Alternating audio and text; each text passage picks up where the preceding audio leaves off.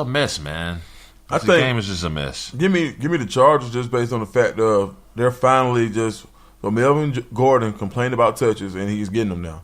And they're giving him the ball out of the backfield, getting him in space, and then working Melvin Gordon working into their wide receivers. And Hunter Henry's been balling. So, yeah, give me the Chargers. I think they finally got it figured out that they need to run their offense through Melvin Gordon and not just solely rely on Phillip Rivers. And this is why you don't do certain things. I mean, maybe it was the Kubiak situation, but you have a dynamic defense. Why would the Broncos get rid of Wade Phillips? Why would they let him go under any circumstances other than the fact that he might not have wanted to be in the new coaching system? But it's kind of like now you got all this defensive talent, and it didn't even look like it. Like the Broncos defense used to be scary. They still, to say the least, they still kind of are. They're still a great defense, but what I'm saying is, it's not just shut down. There's no way with Wade Phillips there last week. The Giants win that game. It just doesn't happen. Yeah, I mean, I feel you. I think, especially with the coaching change, bringing in another defensive-minded coach, maybe philosophies may have been a little different. I did look to see. I forgot what they said about Wade Phillips as far as his relationship with Kubiak. But I think they already knew Wade Phillips wasn't going to stay there, and he wanted a new opportunity. And I think he did. I think he liked the potential that he did see in the Rams' defense. He knew he was going to land on his feet. The Broncos still have a lot of talent. I just think that they're getting a little older in some spots. When you lose a guy like DeMarcus Ware, emotional leader of the team, you're going to see. So there's a lot of things. So a lot of times there are things that you don't see on paper that affect the outcomes and how people play, how a team will perform. So it may not be the guy who has all the stats who is the most important player on the defense, if that makes sense. I mean, you take your safety, you take a TJ Ward, let him go. Now imagine all the plays, imagine all of the camaraderie that he had in that secondary in the no-fly zone. You let him go. DeMarcus Ware is out of the league now. I mean, just certain things that you're going to see difference. And I don't think it's just coaching. I just think that's a bit of a different defense. Yeah. I'll go with the Chargers. Whatever. Yeah, give me the Chargers. Yeah. All right. So, Sunday night, Falcons and Patriots, Super Bowl rematch. Yeah, fuck Shanahan. Woo! Man, definitely going for the Falcons. Going to just put my pick out there for the Falcons just to put it out there. But I have a lot of problems with this pick, all right? They lost the last two games. They were not supposed to lose the last two games. Right. They were not supposed to lose to the Bears and then the Bills, and then to come back around and lose to the Dolphins. It just was not supposed to happen. No, it wasn't. Okay? All right. And they're going to Foxborough. Right. To play Tom Brady, and now we're starting to see, and we won't get into the conspiracy of things, but now we're starting to really see how the Patriots get edges. Because I'm still mad about that Austin Safari. Yeah, man. So they cheat. They cheat. They cheat for them. And I'm never the guy. I'm never the they be cheating ass guy. Yeah, they cheat. I'm never him. We could look forward to some cheating. They be cheating. We could look. They be cheating. They be cheating. Fuck Shanahan. They be cheating. Right. So Julio Jones doesn't have a touchdown yet. Yeah, he's due. Shouts to Devontae Freeman. I feel like all the ranting and everything that he did, he's definitely been playing up to the same standard of last year. Right. This just really comes down to the Falcons as an organization, and they preach all this brotherhood shit. Yeah. This just comes down to them as an organization coming together and winning this game. And this game is bigger than this season.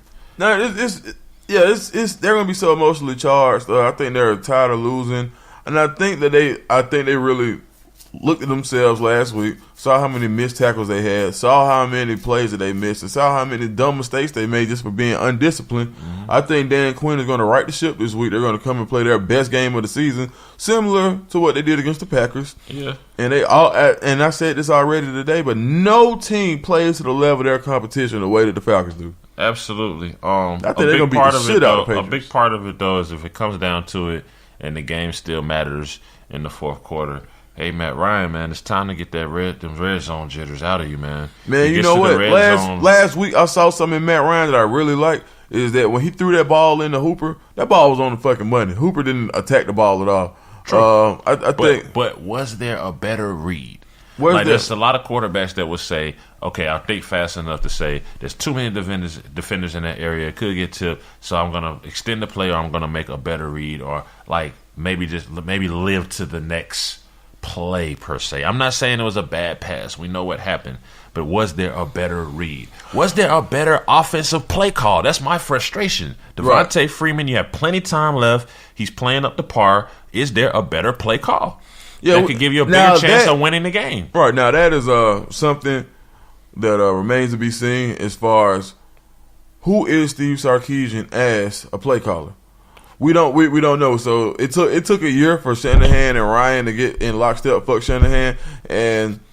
Well, once they did, we saw what happened. The results were magical. So we have a lot of the same personnel on the Falcons this year. That Sarkisian is supposedly not trying to reinvent the wheel, so to speak, but he is supposed to be kind of just guiding the offense. It's pretty much they gave him a Cadillac and say, look, all you got to do is coast.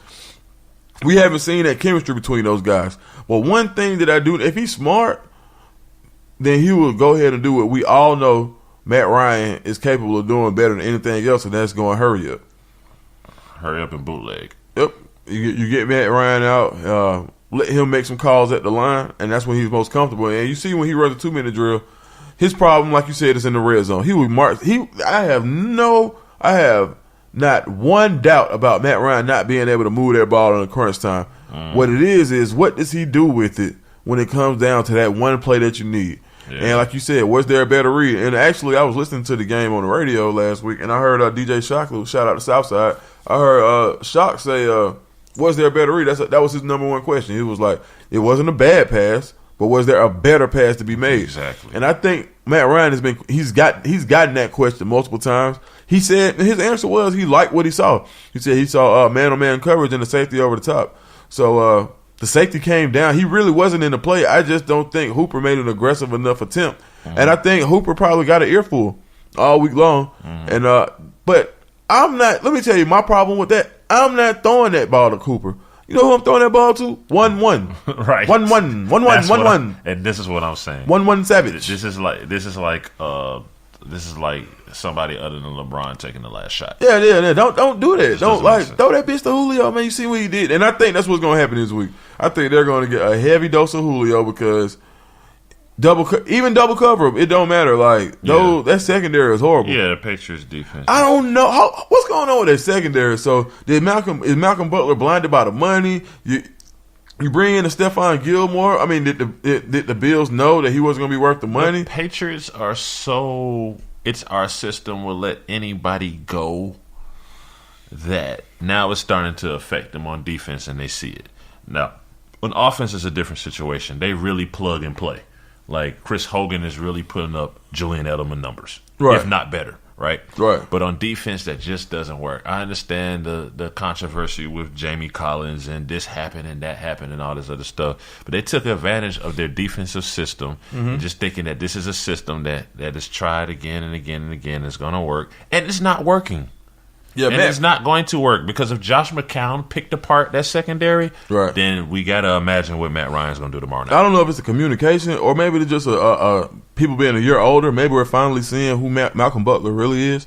But those guys haven't been playing a good brand of football, and I think this is a game that can be the turning point in the Falcons season. Yep. Their backs are against the wall. Right now they're 3-2. They need this game. Yep. Okay, well, we're going to go with the Falcons. And finally, we got the Redskins and the Eagles on Monday Night Football. Who knew that this game would be such a good game? It's a good game. You like that?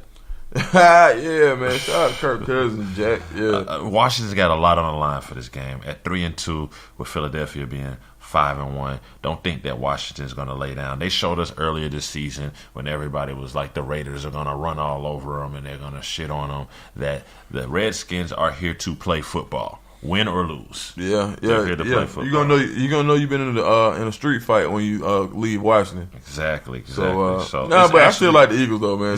It's actually in Philly, and Carson Wentz in the game. Oh yeah, definitely not. Are playing very good. Nobody's executing better on both sides of the ball. Yeah, they do what they're supposed to do.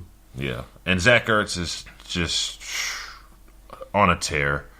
The Eagles do something that I tell people. So in my line of work, I manage people, and even when I just talk to my nephews, I always say DDNDS. You know what that stands for? Don't do no dumb shit. And as long as you don't do no dumb shit, you'll be all right. And I think that's what the Eagles do. They don't do no dumb shit. They don't have a lot of penalties. They are where they're supposed to be. They make their fits. They're filling gaps. Carson Wentz he spreads the ball around. He's going to the open receiver, not his favorite receiver.